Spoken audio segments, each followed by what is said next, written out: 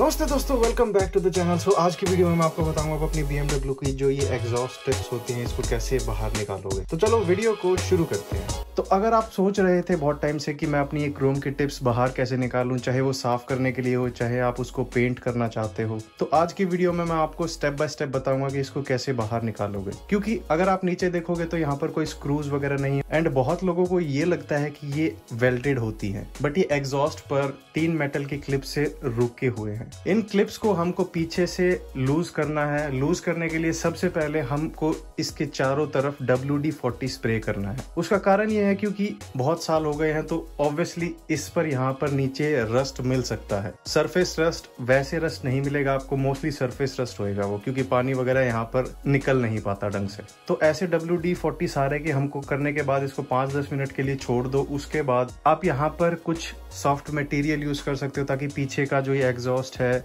Exhaust की pipe है, यहाँ पर डैमेज ना होए। तो मैं यहाँ पर मेजरिंग टेप यूज कर रहा हूँ और पीछे से मारने के लिए आप यहाँ पर हैमर यूज कर सकते हो या फिर कोई भी प्लायर्स यूज कर सकते हो। इसका कारण यह है क्योंकि यहाँ पर ये स्टक होती हैं बहुत टाइम से, तो हमको थोड़ा फोर्स लगाना पड़ेगा। और अगर हम सीधा हैमर से यहाँ पर मारेंगे तो पीछे का ये सरफेस खराब हो जाएगा। तो ऐसे हमको यहाँ पर कुछ भी रख के, अगर आपके पास वुड है, छोटा वुड का पीस भी चलेगा। यहाँ पर मैं यहाँ पर जैसे ये टेप यूज कर रहा हूँ तो हमको ऐसे लाइटली टैप करना है एंड मोस्ट प्रोबेबली ऐसे वो निकल जाएगी। तो अगर ऐसे ना निकले आपकी एग्जॉस्ट टिप्स, क्योंकि हो सकता है कि अंदर नीचे रस्ट है, तो इसके लिए हमको यहाँ पर एक ट्रिम रिमूवल टूल यूज करना पड़ेगा ऐसा, और इसके तीनों साइड पर मेटल की क्लिप्स हैं। तो हमको ऐसा कोई बड़े वाला ट्रिम रिमूवल टूल पूरा अंदर तक ले जाकर उसकी क्लिप को अनक्लिप करने की कोशिश करनी है। ऐसे जब ऐसे एक क्लिप निकल जाए तो हमको दूसरी साइड पर भी करना है और ऊपर भी करना है। जब ये ऐसे लूज हो जाए तो आप यहाँ पर कुछ वुड रख के या फिर कुछ रख के आप ऐसे मारोगे। मैंने जल्दबाजी में यहाँ पर नहीं मारा, बट मैं केयरफुल था एंड यहाँ पर कोई डैमेज नहीं आया।